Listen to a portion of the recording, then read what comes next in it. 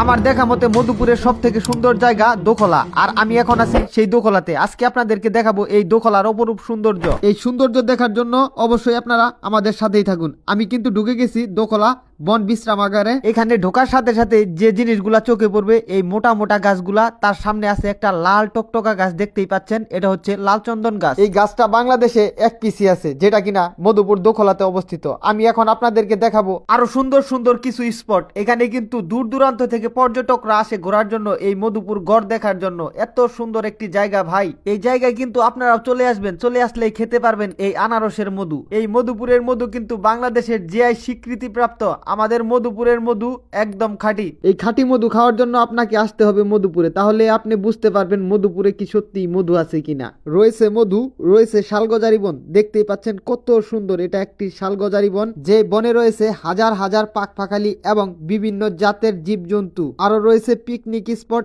এবং রয়েছে shooting spot. আর এখন আমি আছি সেই শুটিং স্পটে। তুমি আমার এমনই একজন, যারে এক জনমে ভালোবেসে ভরবে না এমন। এই গানটা তো মোটামুটি সবাই শুনছেন।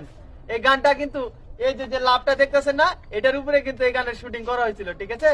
তো আপনারা দেখতে থাকেন, আপনাদেরকে পুরা এই স্পটটা আমি ঘুরে দেখানোর চেষ্টা করব। আপনারা যারা আনন্দ অশ্রু ছবি দেখছেন তারা অবশ্যই এই জায়গাটি চিনবেন। এটা হইতেছে মধুপুর দোখলা পিকনিক স্পট। এই স্পটটা অন্যরকম সুন্দর এক জায়গা। এই জায়গার ভিডিও আমি এর আগেও করেছি, আজকে আবার করলাম ফজলুর রহমান ভাইয়ের রিকোয়েস্টে। উনি সৌদি আরব প্রবাসী, আর প্রবাসীদের কথা আমি ফালাতে পারি না, কারণ নারীর টানে তারা বাড়িতে খুব তাড়াতাড়ি আসতে পারে না এবং নিজের নিজ মাতৃভূমি দেখতে পারে না। তাই আমার মাধ্যমে চেষ্টা করেছে উনি দেখার জন্য, তাই আমি আপনাদেরকে নিয়ে আজকে দোখলা পুরা পিকনিক স্পটটা ঘুরে দেখানোর চেষ্টা করলাম। এই দোখলা পিকনিক স্পট এবং শুটিং স্পট। আর আপনারা কারা কারা আনন্দ অশ্রু ছবিটা দেখছেন অবশ্যই কিন্তু কমেন্ট বক্সে কমেন্ট করে জানিয়ে যাবেন। যাই হোক, আজকের এই ভিডিওটা আপনাদের কাছে কেমন লাগছে, আশা করি ভালো লাগছে।